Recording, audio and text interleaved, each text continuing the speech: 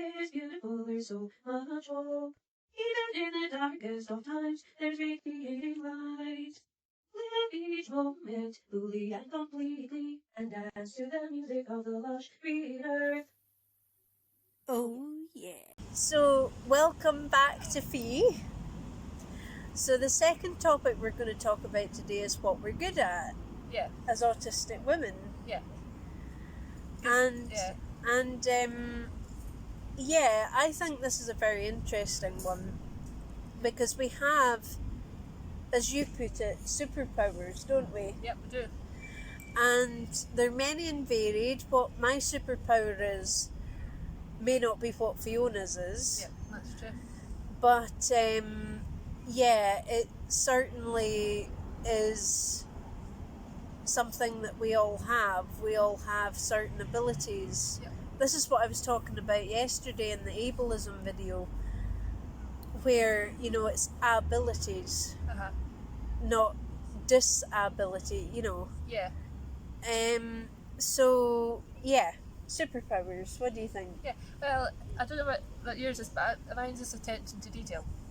Yeah, I'm good at attention to detail. Yeah, and especially, I'm more sort of a visual person, so if I, say for instance, I'll kind of pinpoint what I was wearing that day. Like today I'm wearing a floral top. I'll remember this time next week. I was in Perth. I was wearing that floral top. So I'll remember things that I've seen, colours and stuff like that. But I won't necessarily remember like written information or anything else. That's just the way my brain works. So, my one is just if say for instance, if we're reflecting on something, then I would reflect on what a person was wearing. Like, so and so had a pink top on that day. Yeah. And it amazes people because they think, how can I remember that? And I just do. I've always done it since I was knee-high to a grasshopper. I like that phrase, knee-high to a grasshopper. Yeah. So, when you're watching a movie, say I was to ask you Yep. what happened in the movie, would you give me all of the detail, including what they were wearing, what happened, what all the characters said to each other? I would probably home in on the costumes and the scenery rather than the story. Yeah. See, in my case, my superpower is reciting the story of something. So I remember you did that once with Les Mis. Yeah. And everybody was patiently listening to me around the table. Yeah. So why did you pick this second topic as the second topic? Why did you want to talk about this today? I think that there's too much scope on what somebody such as myself or yourself can't do. Yeah, absolutely. After being diagnosed and having autism, because there's too much scope on what we can't do when actually we can do quite a lot and we're quite able to do things. It just takes us maybe a wee bit longer, or we get there in the end, but we just need a bit of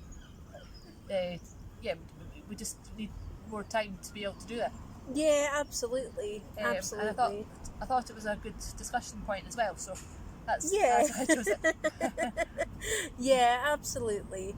And I do think as well that what we can do versus what we can't do, it's good to point out what we can actually do, because there's many things that autistic people can do incredibly well. Yeah, absolutely.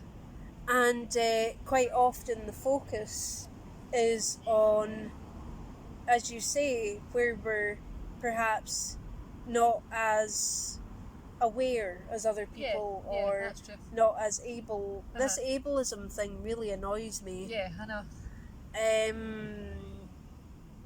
So to let you understand what ableism is, if you did not see yesterday's video, Ableism is where somebody is discriminated against for being less able than other people because of their disability. Yep.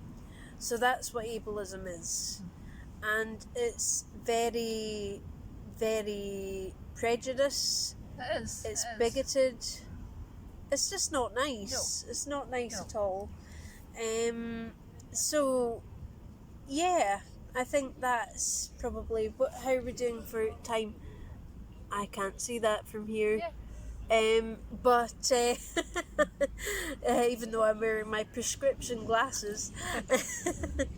But yeah, was there anything else you wanted to talk about in this video? No, that's it. That's it? That's it. It's a wrap. That's a wrap. Okay, but we'll call that a wrap and hopefully speak to you again in the not too distant future. Okay. Okay, Bye. bye. Live each moment fully and completely, and dance to the music of the lush green earth. Oh yeah.